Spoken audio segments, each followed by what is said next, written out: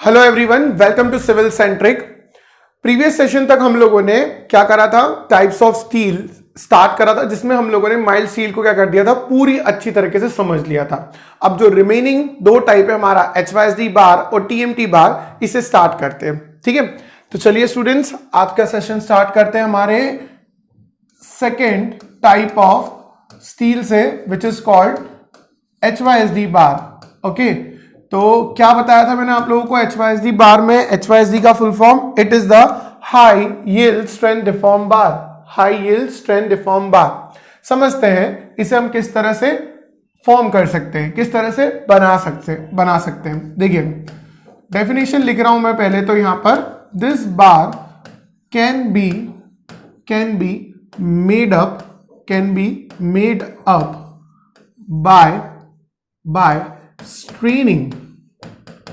by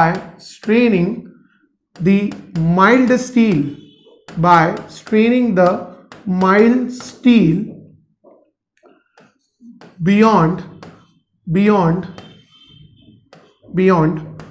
yield plateau। Okay, yield plateau वो जो reason था ना, CD वाला रीजन, लिख देता हूं ब्रैकेट में, beyond yield plateau, that is the reason CD के बियॉन्ड, उसे क्या करा हम लोगों ने, स्ट्रेन करा। ठीक है, up to any point in strain hardening region. Okay दोस्तों, strain hardening region. Okay, by twisting or stretching, and then unloading। okay, then unloading। समझा रहा हूं मैंने क्या क्या लिखा है यहां पर। Just let me draw a line here because it will divide this into two parts। So basically ये जितना भी मैंने लिखा है, इसको हम लोग समझेंगे एक ग्राफ की मदद से। ठीक है, अब उस ग्राफ की तरफ देखते हैं हम लोग कि वो ग्राफ कैसा दिखना चाहिए हमें।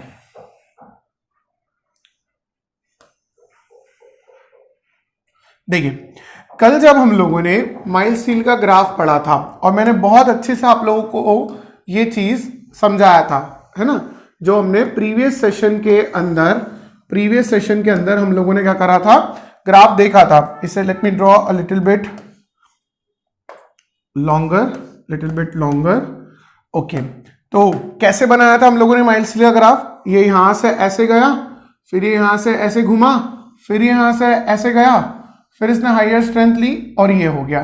ठीक है, ये हायर स्ट्रेंथ ली इसने और ये फिर यहां पर आ गया। ठीक है, यही सब पढ़ा था हम लोगों ने। ठीक है, आप लोगों को मैंने बहुत अच्छे से समझाया था कि ये जो रीजन होता है ना, यही मुझे दिक्कत देता है। और आपको याद होगा इसका नेम भी हम लोगों ने क्या लिखा था, CD लिखा था। यही वो रीजन था जहां पर मेरा माइल्ड स्टील का प्लास्टिक यील्डिंग स्टार्ट होता है, जहां पर वो एक कांस्टेंट लोड के लिए मुझे लार्ज डिफॉर्मेशन देता है। हमें लगता है कि अब हमारे स्टील ने लोड कैरिंग कैपेसिटी क्या कर दी है, लूज कर दी है। अब हमारा स्टील जो है वो क्या होने वाला है, फाइनली फेल होने वाला है। बट इसी चीज को जैसे मैंने पहुंचा तो मुझे एक रीजन मिल गया था D से E, है ना, मुझे एक रीजन मिल गया था D से E, और इस D से E रीजन ने ही मुझे समझाया था कि नहीं भैया, अभी मुझ में और स्ट्रेंथ बची है। इस D से E रीजन ने ही मुझे समझाया था कि मुझ में अभी और स्ट्रेंथ बची है, मैं अभी नहीं टूटूंगा, मैं अभी आपको अपनी अल्टीमेट स्ट्रेंथ E दिखाऊंगा और फिर F पे जाके टूटूंगा। ये चीज हमें समझ में आई थी। तो इसी चीज का हमने फायदा उठाया कि भैया जब आप इस D से E में स्ट्रेंथ वापस ले रहे हो, तो क्यों ना मैं इस रीजन को हटा दूं जो प्रॉब्लम है। तो मैंने क्या करा, एक पॉइंट सिलेक्ट करा यहां तक का, है ना, है ना, तो इस पॉइंट के करस्पॉन्डिंग इतनी स्ट्रेन होना चाहिए। तो मैंने क्या करा, मेरे माइल्ड स्टील को लिया और क्या करा, उसको पकड़ के खींचा, स्ट्रेच करा, या क्या करा, ट्विस्ट करूंगा तो भी तो टेंशनिंग होगी ना, ट्विस्ट करूंगा तो भी तो टेंशनिंग होगी, हाँ या ना। तो जब ऐसा हो रहा है बच्चों, तो उसके अंदर उसके अंदर इतनी स्ट्रेन आ जाएगी, इतनी स्ट्रेन आ जाएगी, और ये स्ट्रेन क्या होगी, परमानेंट नेचर की होगी। मतलब अगर मैं इसको यहां से लाके ऐसे अनलोड भी करता तो ये यहीं पर आके मुझे वापस मिलेगा, यहीं पर आके मुझको वापस मिलेगा। यस और नो, है ना, यस और नो, ये बात समझ में आई आप लोगों को। और अब अगर आप इसके ऊपर वापस से लोड लगाओगे तो आपको एक नया स्टील मिलेगा जिसका नेचर ऐसा होगा कुछ, ठीक है। ये अप्रोक्सीमेट बना रहा हूं, है ना, अप्रोक्सीमेट बना रहा हूं। इस स्टील में ये बात ध्यान रखना कि अगर ये स्लोप मॉड्यूलस ऑफ इलास्टिसिटी बता रहा था तो यहां पर ये स्लोप भी मॉड्यूलस ऑफ इलास्टिसिटी ही बता रहा होगा। कल बोली थी मैंने आप लोगों को कि यंग्स मॉड्यूलस ऑफ इलास्टिसिटी या फिर सिर्फ modulus of elasticity of steel सारे टाइप ऑफ स्टील के लिए क्या रहेगा, सेम रहेगा, है ना, जिसका वैल्यू 2 × 10⁵ न्यूटन पर mm स्क्वायर होता है। ये कल चीज बताई थी। क्या यहां तक का पार्ट समझ में आया कि हम इस येलो कर्व पर पहुंचे तो पहुंचे कैसे, है ना, इस येलो कर्व पे पहुंचे तो पहुंचे कैसे, ठीक है, ये समझ में आ गई बात। चलिए अब इसको ऐसे समझना कि जब मैं यहां पर इस ग्राफ को देखूंगा, जब मैं यहां पर इसके ग्राफ को देखूंगा, इसके HYSD ग्राफ को जब देखूंगा तो देखिए कैसा दिखेगा। HYSD के लिए बना रहा हूं मैं स्ट्रेस और स्ट्रेन, जो येलो लाइन है ना वो ही बस मुझे यहां पर बनानी है। देखिए ये जैसे ही लोड लगाऊंगा ये यहां जाके ऐसा मिल जाएगा मुझको। क्लियर हो गई, क्लियर हो गई। क्या ये ग्राफ देख के आपको कंक्रीट की याद नहीं आ गई कि एक हायर ग्रेड का कंक्रीट बना दिया आपने, हायर ग्रेड का कंक्रीट बना दिया। और क्या हायर ग्रेड के कंक्रीट की खासियत रहती है कि उसके अंदर ब्रिटलनेस बढ़ जाती है, डक्टिलिटी कम हो जाती है। हमने ये चीज पढ़ी है। तो सबसे पहले ध्यान रखेंगे कि जो ग्राफ का नेचर है वो क्या है, नॉन लीनियर है बच्चों। ये मैंने लिख दिया यहां पर पहली चीज। इसी से हम लोग लिख सकते हैं, है ना, इसी से हम लोग ग्राफ से लिख सकते हैं कि देखिए जो HYSD बार होगा HYSD बार पजेस क्या पजेस करेगा, it will have a high strength value, it will have a high strength value and low ductility। ये बात आपको समझ में आ गई, है ना, ये बात आपको समझ में आ गई, क्लियर हो गई। चलिए एक और चीज ध्यान रखना कि यहां पर इसके पीक के जस्ट थोड़ा सा पहले आपको जो वैल्यू मिलेगी वो ही हमारी क्या होगी, यील्ड स्ट्रेंथ होगी। अब इस यील्ड स्ट्रेंथ को किस तरह से हम लोग डिटेक्ट करते हैं वो मैं आपको नेक्स्ट सेशन में बताऊंगा। बट अभी के लिए आप ये समझ लीजिए कि ये क्या हो गया, मेरा Fy हो गया। यहां पर मैं एक और पॉइंट आप लोगों के लिए डिनोट करूंगा, दैट इज कॉल्ड 0.8 Fy। ये ध्यान रखेंगे हम लोग इसके बारे में, कि जो 0.8 Fy है उसकी क्या खासियत है। तो देखिए आप लोग, है ना, 0.8 Fy, let me find a place to write it down, क्योंकि मैं चाहता हूं आपको एक ही जगह मिल जाए, ठीक है। तो अगर मैंने यहां पर जैसे लिखा 0.8 Fy, तो आप ध्यान रखेंगे क्या कि अप टू दिस पॉइंट, है ना, up to this point the curve is linear. ये जो कर्व है हमारा कैसा है, लीनियर है। क्या आपको ये बात समझ में आई बच्चों, क्या आपको ये बात समझ में आई। तो चलिए एक बार हम क्या करते हैं, HYSD बार को पूरा देख लेते हैं ताकि आपको क्लियर हो जाए कि मैंने आपको क्या क्या चीजें इसके अंदर बताई है। तो HYSD एक इस तरीके का बार होता है जो हम कैसे बनाते हैं, HYSD एक इस तरीके का बार होता है जो हम कैसे बनाते हैं कि जो हमारा माइल्ड स्टील है उसको यील्ड प्लेटू के बियॉन्ड ले जाते हैं और एक स्ट्रेन हार्डनिंग रीजन में किसी भी पॉइंट तक ले जाते हैं और फिर वहां से अनलोड कर देते हैं। जब हम ऐसा करते हैं तो हमें ये येलो कर्व मिलती है। ये येलो कर्व मिलेगी जब हम वापस से उसको क्या करेंगे, लोडिंग करेंगे। इसी येलो कर्व को मैंने अलग से यहां पर बताया और आपको ये चीज समझाने की कोशिश करी कि जो हमारा HYSD बार होगा उसके ऊपर अब अगर टेंशनिंग की जाएगी तो वो मुझे ऐसा नॉन लीनियर बिहेवियर देगा। क्या आपको ये पार्ट क्लियर हो गया बच्चों? सॉरी, चलिए आई गेस ये बहुत आसान था समझना, ठीक है। चलिए आगे चलते हैं, नेक्स्ट टाइप ऑफ स्टील की बात करते हैं, तो that was our TMT bar.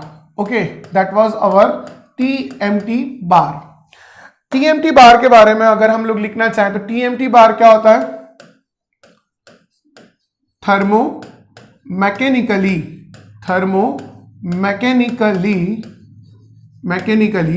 Treated bar, thermomechanically treated bar. Okay, ये इसका फुल फॉर्म होगा, आप इसे याद रख सकते हैं, ठीक है। चलिए समझते हैं ये होता क्या है, देखिए, it is made up by treating the steel thermally, okay, क्या लिख रहे हैं हम लोग यहां पर? थर्मली एंड मैकेनिकली simultaneously,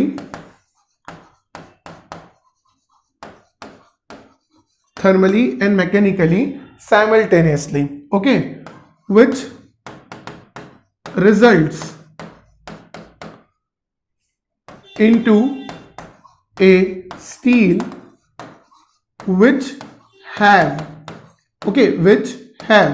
मतलब हमने क्या करा, एक स्टील लिया और उसको थर्मली और मैकेनिकली साइमल्टेनियसली क्या करा, हमने उसको क्या करा, ट्रीट करा, या उसको क्या करा, प्रोसेस करा, ठीक है, ट्रीट करा या प्रोसेस करा, जिसके कारण हमें एक स्टील बार मिलेगा, which has, उसमें अंदर क्या होगा, which has a better or higher, you can say a better ductility, okay, better ductility and higher value of, क्या लिख सकते हैं, what we can say, higher value of strength and anti-corrosive property। क्या आपको ये बात समझ में आई? मतलब क्या क्या खूबियां आ गई हमारे स्टील में? सबसे पहले बेटर डक्टिलिटी, मतलब mild steel, high value of strength, मतलब HYSD, और इसने एक चीज और जोड़ दी, that is anti corrosive property. तो अगर किसी बच्चे को एंटी कोरोसिव प्रॉपर्टी समझने में दिक्कत हो तो आप लोगों ने एक एडवर्टीजमेंट तो सुना ही होगा, और उस एडवर्टीजमेंट में आप लोगों को क्या मिलेगा बच्चों, है ना? उस एडवर्टीजमेंट में आप लोगों ने क्या सुना होगा बच्चों? देखिए, यू माइट हैव हर्ड जंग निरोधक सरिया, आप लोगों ने सुना होगा जंग निरोधक सरिया। ओके, तो ये जंग निरोधक सरिया जो होता है ना, यही हमारा TMT बार होता है, ठीक है। चलिए, अब जब हम हमारे स्टील बार को कैसे ट्रीट कर रहे हैं, थर्मली और मैकेनिकली हम ट्रीट कर रहे हैं, तो उसके बाद थर्मली और मैकेनिकली ट्रीट करने के बाद आपको जो प्रोडक्ट मिलता है, मतलब जो स्टील मिलता है, उस स्टील को हम लोग क्या कर सकते हैं, बेसिकली तीन लेयर में क्या कर सकते हैं, डिवाइड कर सकते हैं। तो देखिए, पहला लेयर तो ये हो गया, ठीक है, दूसरा लेयर ये हो गया, और जो हमारा तीसरा लेयर होगा, है ना, तीसरा लेयर होगा वो कुछ इस तरह से होगा, ठीक है, वो कुछ इस तरह से होगा, है ना। तो इस तरह से होने के कारण हमें 3 लेयर मिल रही, first, second and the third one, है ना, एंड द थर्ड वन।